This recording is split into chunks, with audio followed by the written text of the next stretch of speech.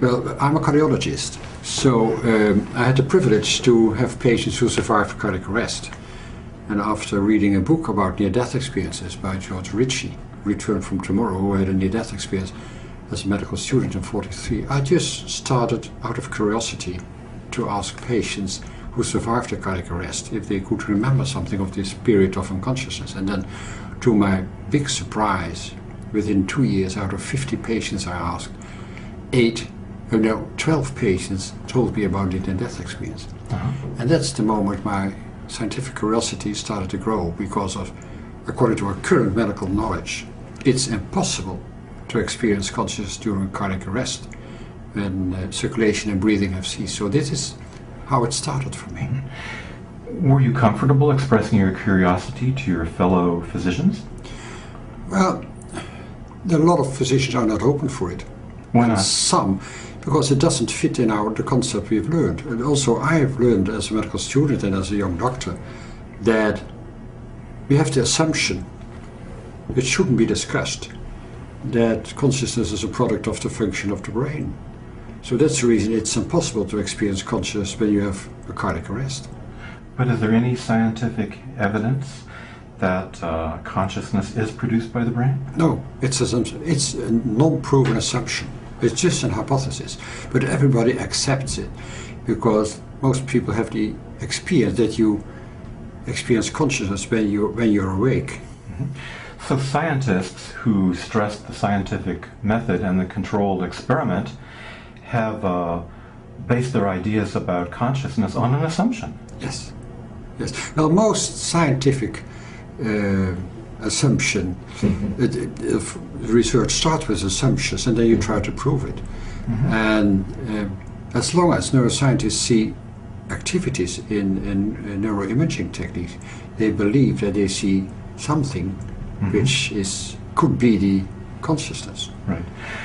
Why is a cardiac arrest so important in the study of the near-death experience? It's important because there are many circumstances when people can report a near-death experience. But when you have survivors of cardiac arrest who tell you about an enhanced consciousness with cognition, with emotions, with memories, etc., also with the possibility of perception out and above the life of the body, then we know that this enhanced consciousness paradoxically occurs during the moment that patients are deep unconscious and when the brain is not functioning. So this challenged the assumption that consciousness is a product of the functioning brain. Mm-hmm. When you began to hear these stories about people telling you what happened during a period of a so-called unconsciousness, what one item from the near-death experience impressed you the most? Well, each patient who were willing to share their experience with me is emotional, is impressive. It's honest, it's reluctance, it's emotion. They cannot believe in themselves, and they try to find words for it. And so it's when you talk to patients who are willing to share the experience, it's always impressive. Tell us what a near-death experience is. Yeah, well, the near-death experience for me is the reported memory of all impressions during a period of an enhanced consciousness, a special state of consciousness with specific universal elements like out-of-body experience, a tunnel, a light, a life review, or meeting deceased relatives, or meeting a border. So these kind of elements have always been reported during all times, all religions, and all mankind. What are the major objections to reports of the near-death experience from people with a scientific orientation? What are the major objections to the possibility of a near-death experience? Why do they say that this is not possible? Well, it's because of the assumption that the consciousness is a product of the function of the brain. And there have been a lot of retrospective studies done, and there was still people believed that the explanation of the cause, the content of an NDE, was just lack of oxygen, or the fear of death, or medication, or hallucination, or whatever. And so it doesn't fit in our current medical concepts that it is possible.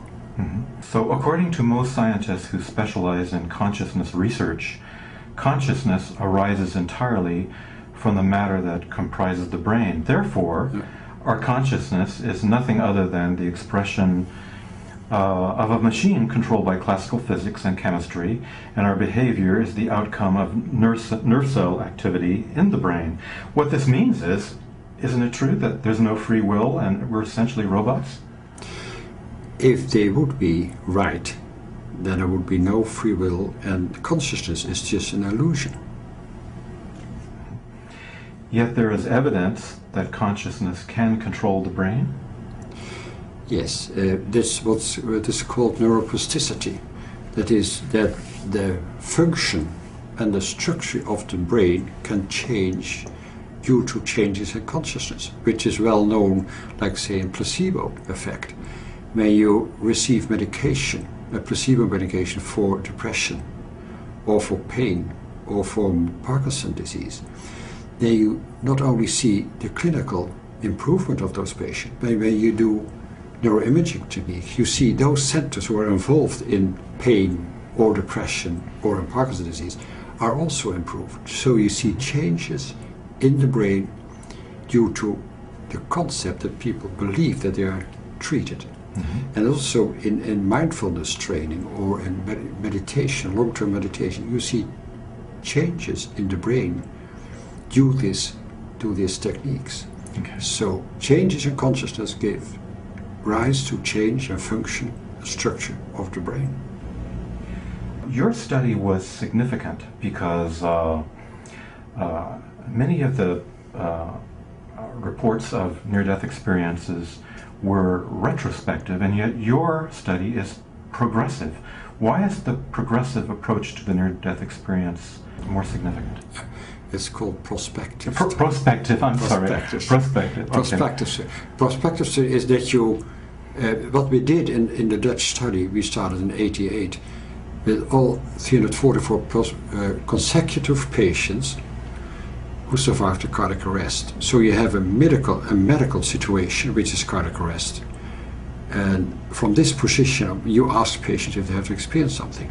When you have a retrospective study, then you ask patients if they would, by advertisement of after lectures, if they would come to you and tell about their death experience. But you never know who will come and who will not come.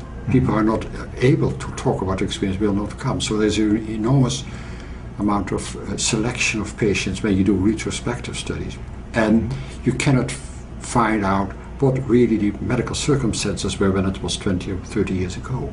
So in this prospective study with cardiac arrest, we know exactly that patients were clinical death, which is period of unconsciousness due to the ceasing of circulation and breathing. And all those patients will die within 5 to 10 minutes if resuscitation is not started. So they are in the beginning of the process of dying. And if you do not resuscitate those patients, they will die within 5 to 10 minutes because of irreversible brain damage. So this is a kind of situation where you know exactly what's going on in the brain. And in these circumstances, you can really look after, you can put all the medical documents, you can ask patients about the psychological factors, you can see what medication we're giving, etc. So you can look after all the factors who could explain the causal content of an NDE. So this must have puzzled you. Well, how is consciousness possible during a period in which a person has experienced cardiac arrest? And from your book, I see that you cited the 2005 Journal of Science, which published a special anniversary issue featuring 125 questions that scientists have so far failed to answer. The number one question that scientists have failed to answer is, what is the universe made of? Followed by the number two question, what is the biological basis of consciousness? And in your book you said that you would reformulate this question to does consciousness have a biological basis at all? So where did this question lead you? Well, first, why did I ask this question? This is because of the result of our study. Because what we found in our prospective study of the 344 patients, that 62 patients, 80%, reported a near-death experience, and 282 patients, 82%, did not report a memory. Maybe compare these two groups, there was no difference at all in the duration of cardiac arrest, 2 minutes or 8 minutes, or the duration of unconsciousness, to 5 minutes or 3 weeks in coma, or the given medication, or fear of death before the arrest, or foreknowledge that you know that it is possible that you can have this kind of experience, or gender, or education, or religion. So what was so striking and surprising for us, that there is no explanation whatsoever why those 18% of the people have a near-death experience. There's no physiological explanation. So the lack of oxygen to the brain is not an explanation at all, because all those 100% of those patients had anoxia of the brain, lack of oxygen. There's no pharmacological explanation because the medication had no influence at all, and there was no psychological explanation. So we came to the conclusion that there is no explanation, well-known explanation, why people have this experience. But the experience is enhanced consciousness during a period of cardiac arrest when the brain is not functioning. So the second thing for us was, how do we know that the brain doesn't function? And then afterwards, when you have those answers, you can say, ask the question, is there a biological basis anyway for consciousness? I see. So where did that question lead you? Yeah, but to first tell you that we know that the brain doesn't function, because I think that's important. Okay. All right. Because, and then you come to the conclusion, because first you have to scientifically prove that the brain doesn't function. Because there's a lot of scientists, materialistic scientists as well, it is as if a patient is unconscious during cardiac arrest, but when they report consciousness, then there must have been conscious. So the brain must have been working somewhere, because they keep on the concept, the assumption, that consciousness is a product of the brain. So when you can prove that the brain is not functioning, then you can discuss the never proven assumption that consciousness is a product of the brain. So we know from some studies with induced cardiac arrest in people and also in animals, that when you induce cardiac arrest, for instance, when you do an implantation of ICDs, internal defibrillators, then you have induced cardiac arrest to do testing that you are sure that it is functioning. Then you see that within 1 second the blood flow to the brain is 0. People are unconscious within 1 or 2 seconds. The body reflexes are gone, which is a function of the cortex of the brain. The brainstem reflexes are gone. So the gag reflex or the corneal reflex or the UFC dilated pupils. The breathing center has gone, which is close to the brainstem, so people don't breathe anymore. And when you measure the activity of the brain, which is an EEG, you see after an average of 50 seconds a total flat line. So the clinical findings and what you can measure makes us aware that the brain doesn't function anymore after an average of 15 seconds. And we know in a well-organized coronary care unit, you need at least 60 to 120 seconds to do a successful resuscitation. Mostly it will be more. So we know from our study, 344 patients, that they all must have had a flatline EEG, and still they had an enhanced consciousness, more consciousness than the normal waking consciousness we have now. So this makes the conclusion, how is it possible? So we know from our study, 344 patients, that they all must have had a flatline EEG, and still they had an enhanced consciousness, more consciousness than the normal waking consciousness we have now. So this makes the conclusion, how is it possible? Okay, how is it possible? Well, we have to change our ideas about where consciousness comes from. And where you believe that consciousness is a product of the brain, it's impossible. So for me, the brain has a function of a transceiver. It receives information from consciousness, and it sends information from our senses and body to our consciousness. It is a transceiver, it's an interface function. So the brain makes it possible, it facilitates the experience of waking consciousness when we are awake. But consciousness itself is not localized to the body and to the brain. It's non-local, which is when people tell us about their experience of an enhanced consciousness, and they have a live review of, let's say, during cardiac arrest of 2 minutes, they can talk for hours to days about what experience, because there's no time and no distance during this experience. You have each thought you ever had is kept, each word you have said, and each act you've done, with the influence on oneself or other you perceive.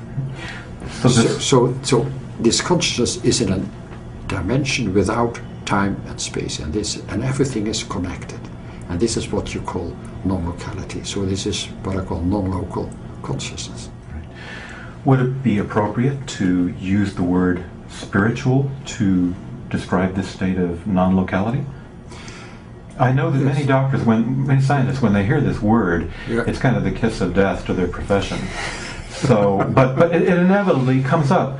So, would you call these religious experiences, spiritual experiences? I know it gets into quantum territory, but could you? Well, there are so many words which can be used for this kind of experience. They say experience of oneness. They say experience of unity, because everything is connected. They call it mystical experiences. In the Middle Ages, it was called mystical experience, or enlightened experiences, of experience of life insight. So there are so many words used for this kind of ineffable experiences, and people change, and they also, and that's an important aspect, we can talk about it later, they have about 100% of those people within that have much more interest in spirituality than before. So there are even atheists? Even atheists. So it's independent of the religion beforehand that you changed. So it's the other aspect of the study we did. We had a prospective study. We have a longitudinal or long-term study with interviews after 2 years and 8 years of all survivors of cardiac arrest, with a matched control group of patients who did not have an NDE, to see if there's a kind of transformation they changed. Is due to the cardiac arrest, or due to the NDE, because we didn't know. And we found that the transformation is just the result of the NDE. Right. Dr. Van Lommel, at this point I'd like to ask you, as you were learning about the near-death experience and began to see that there was something very unusual going on here, what did this do to you personally? Well, it has changed my insight in life and death. I think you can say that. And I always tell the people that the people with the death experience who were willing to share their experience with me have been my teachers, not only about the content of the NDE, but also about the transformation. They tell me there is no fear of death. They don't have fear of death anymore. Death seemed to be not death at all. So there's a continuity of consciousness, and you see your body, lifeless body, somewhere down, and you feel alive. So, and they also tell me about the change of life inside. What is important in life is unconditional love and acceptance and compassion towards yourself and others and nature. And the third transformation is the enhanced intuitive sensibility, that they receive information not by your senses and your body, which is called, I call it scientific way, non-local information exchange. Well, these kind of changes, as people share it with you, they have to change all your concepts you had before, and I did. When near-death experiencers talk about the importance of love, I imagine they were more ego-centered before this experience. So what is it about this experience that transforms someone from an ego-centered entity to a person who is genuinely concerned about the feelings of others? Yeah. Well, it's because in this experience, especially when you have a life review, you experience that everything you do or think or act towards someone else is at last, during this experience, affecting yourself. You feel the distress you cause to others. You feel the love you give to others. So everything you give to others will come back to yourself. Love as well as aggression. And when you're aware of this effect on others, because you're in a different way, you're in a higher level of consciousness, you're all one, you're always connected. Then you change the way you live, because you know now, you have an inner knowing that what you think even has effect on others. Mm-hmm. So what you do, so it's about also when you want to help your neighbor, because you want to be loved by your neighbor. It's selfish motive.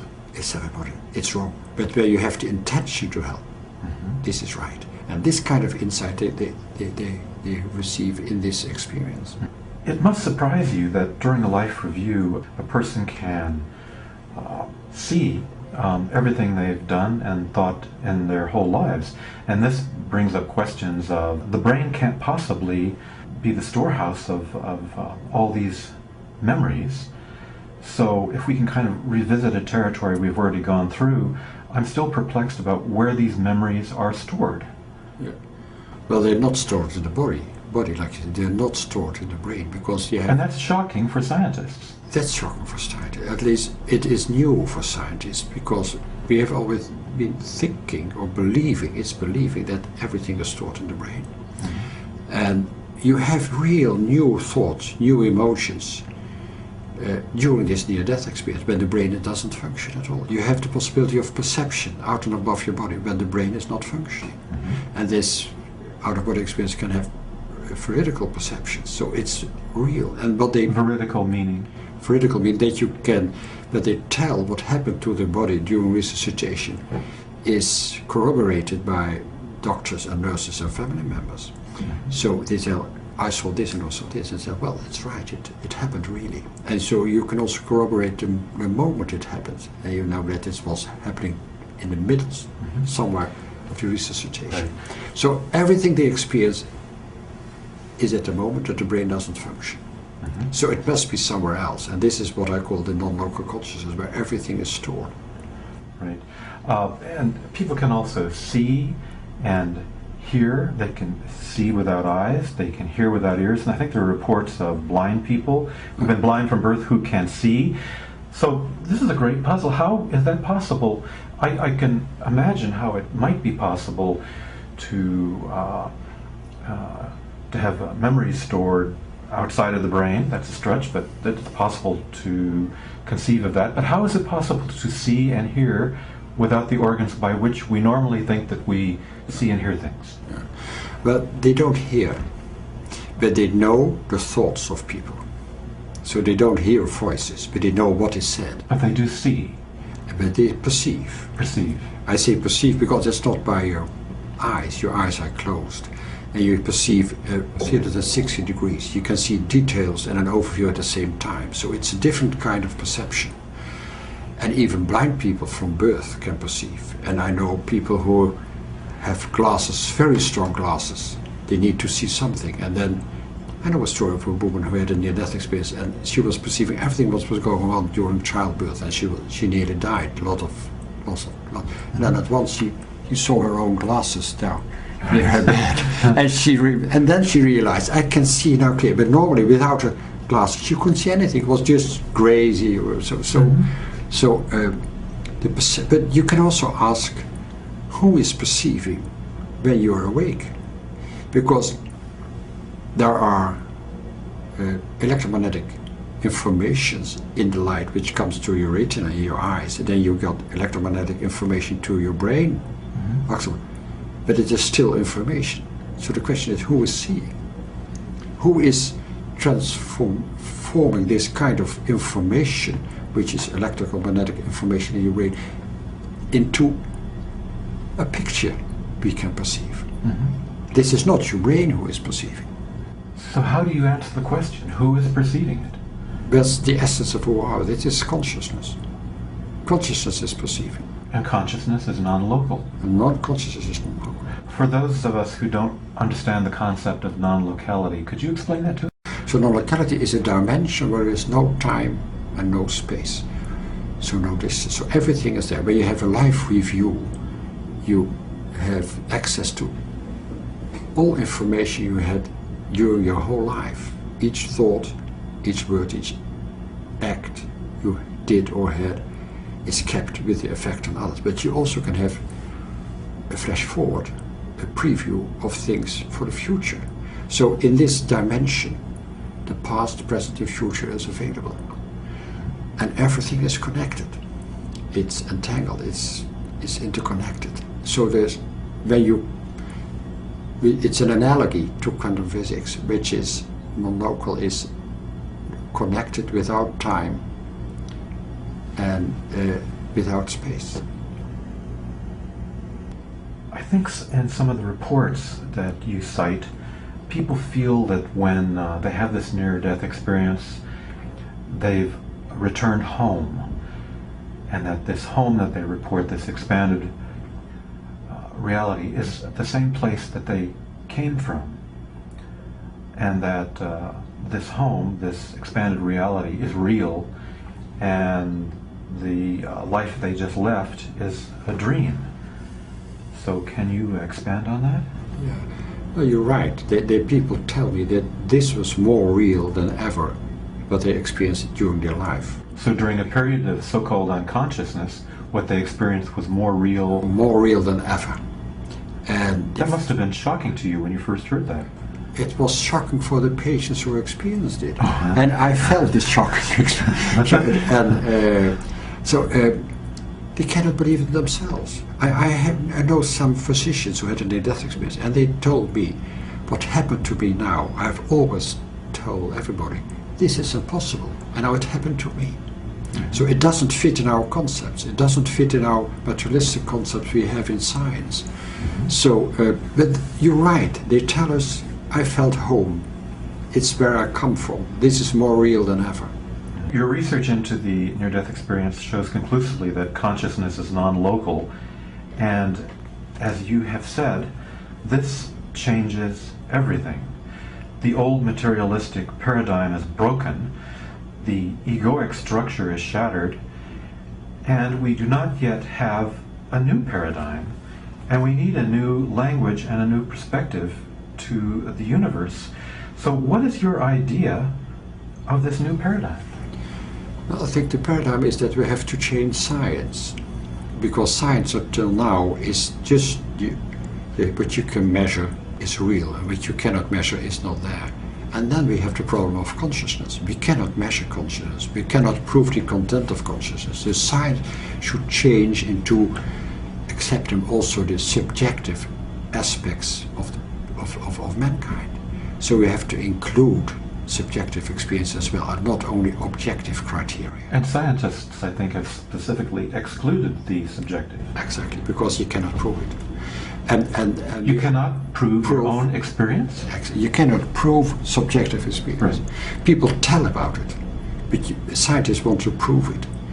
And this, the long-term study we did is a kind of objective criteria, because of the transformation is the objective aspect of a subjective experience. And we could prove that only the patient with a near-death experience changed significantly, different from the people without, but who survived a cardiac arrest as well. But the patients who survived a cardiac arrest also changed, but not as much as the... Different. Different. Different. Not as much, but different. Let's say the fear of death disappears only with patients with a near-death experience. The new life insight especially, specifically changes for some aspects in people with NDE. And the third aspect, the enhanced intuitive sensibility, only changes in people with near-death experience. The interest in spirituality is specific for people with an NDE. Dr. Van Lommel, I've asked you before how this changes your life, but you must feel, concerning what you just told me, you must feel very passionate about your findings. Yes, I'm touched by it. Because it changed me, but it changed my worldview. And So when we published our study, 10-year study in The Lancet in 2001, I had so many responses from throughout the world that at that moment I decided to stop my work as a clinical cardiologist. Right. At the age of 60, to do this, to study the mind-brain relationship and to write papers about it, to lecture all over the world, and now at last to write a book. So what is essential? What needs to be done to change the idea of materialistically oriented scientists that consciousness is non-local? Because when you do change this orientation, that consciousness is non-local, as you said, it changes everything.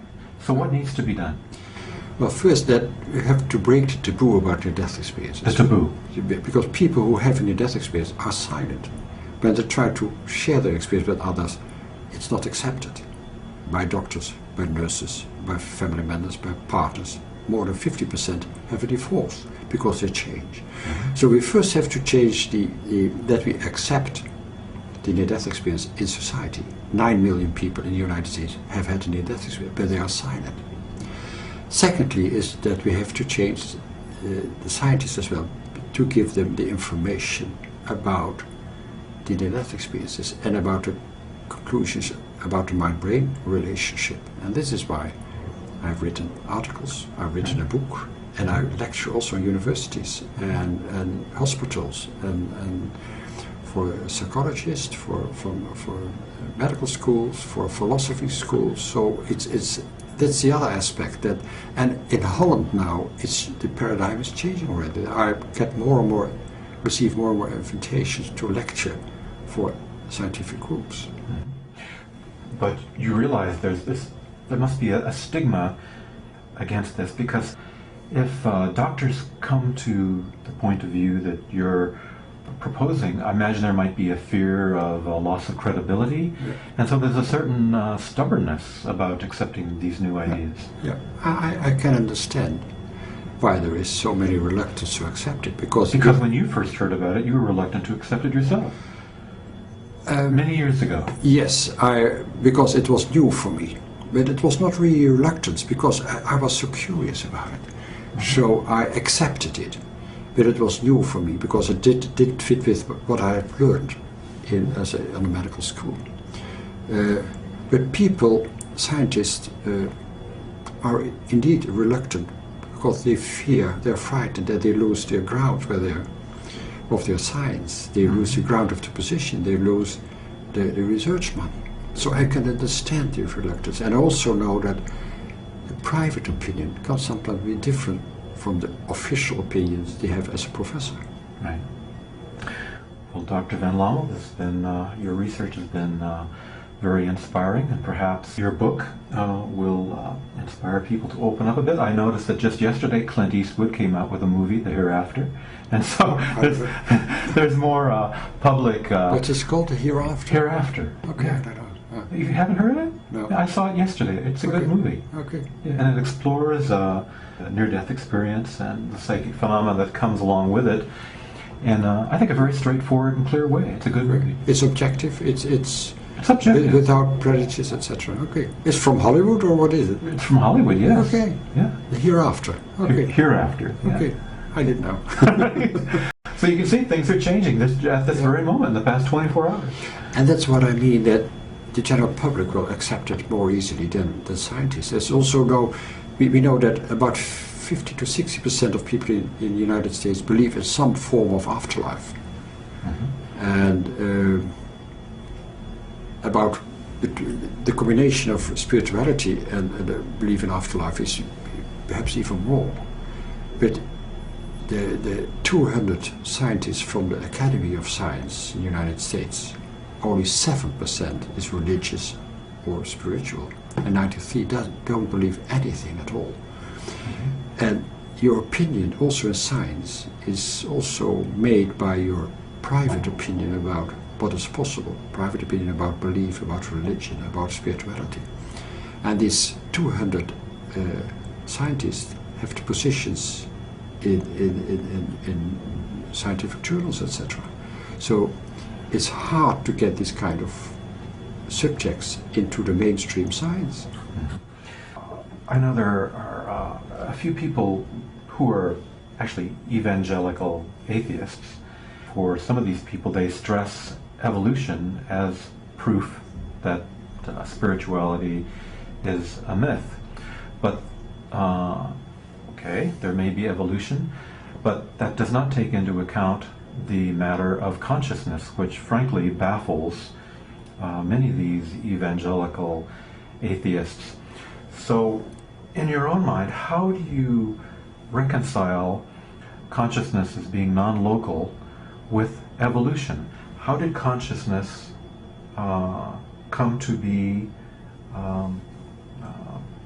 something that is registered by the brain as a TV receiver, as you imply? Yeah.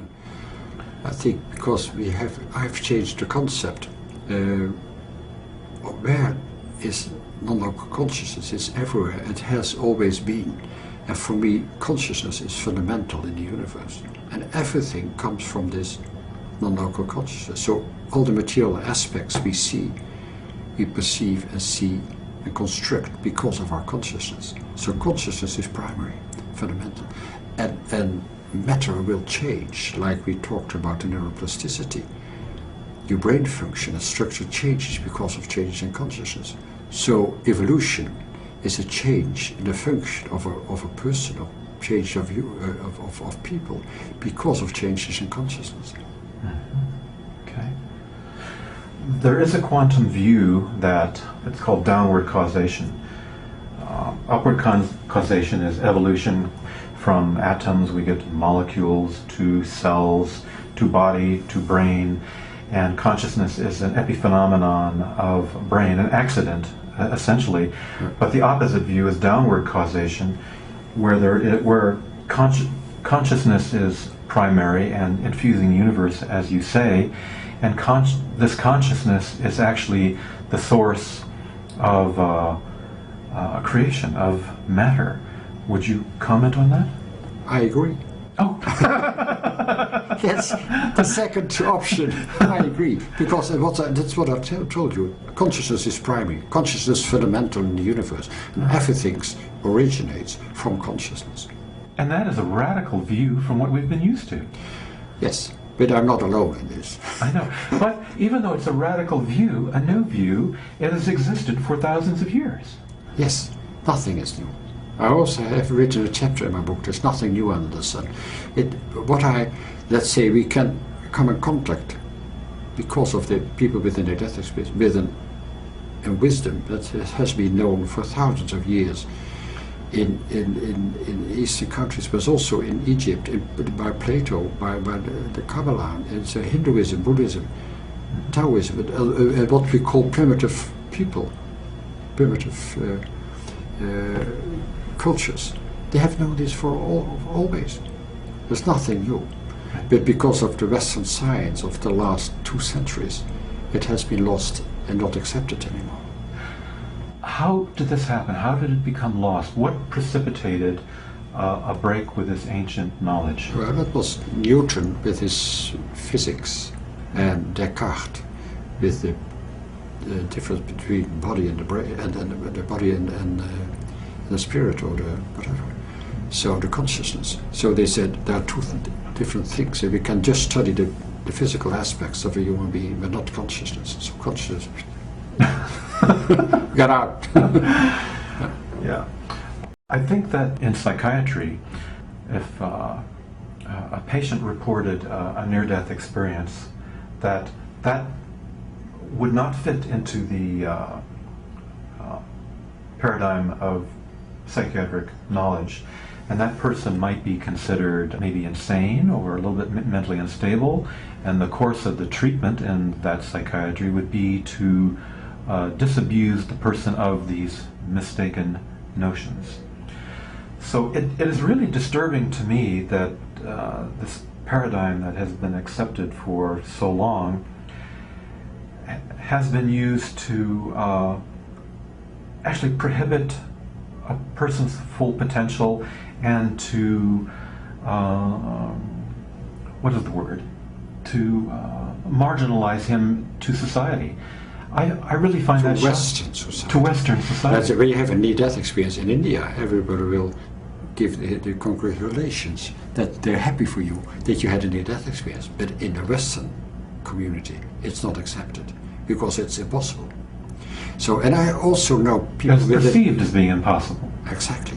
And I know some people with a near-death experience who were just put in isolation by his psychiatrist because he's just kept on talking about this experience and it was not accepted. I find that shocking. It is shocking. It is shocking. And it has to change. Because these experiences that make people more loving, more accepting, more curious about the world, less egocentric, a psychiatrist who is supposed to be promoting mental health is actually trying to prevent mental health. It's ignorance. And sometimes I think it's willful ignorance. And willful ignorance is about as bad as you can get. Oh, yeah, I think so. It's a lot of prejudice. Yeah. And I think when we are open for the changes of people with their death experience, we change the way we live, and everybody can change the way we live if you change your consciousness. Dr. Van Lommel, IANS, the International Association for Near-Death Studies, some years ago, set out to prove the NDE, or non-locality, by using the methods of the materialists. But this has limited use. But if you change your perspective to non-locality, you come from that spiritual place, but you alienate the materialists. So what is the best approach for this? The best approach is that you change your physics. We have to change the old-fashioned Newtonian physics into quantum physics. And in quantum physics, first of all, consciousness is primary. Secondly, we know the concept of non-locality in quantum physics, which has been proven. There's a connection without time, without distance. Two particles are connected instantaneously. There's an interconnectedness. And this is non-local. And this is exactly what people tell us in their near-death experience. So when you accept quantum physics, you can accept the non-local aspects of consciousness as well. If non-locality becomes the new paradigm, how do you imagine that the world will change? Well, I think the most important thing is when we realize that there is non-local connection, that we are connected, that we are connected as human beings. Everybody is connected. So when you start wars or aggression towards others, you do it to yourself as well. When you treat the planet Earth as we do now, you treat yourself as bad. So when you know that everything is connected, you change the way you treat others, and you change the way you treat the planet. And we can't ask for anything better than that. Yes. But we have to think of the future where children and grandchildren will have to live and survive. And they won't survive if we go on like this. Dr. Van Lommel, I'd like to thank you very much for your comments today. You're welcome.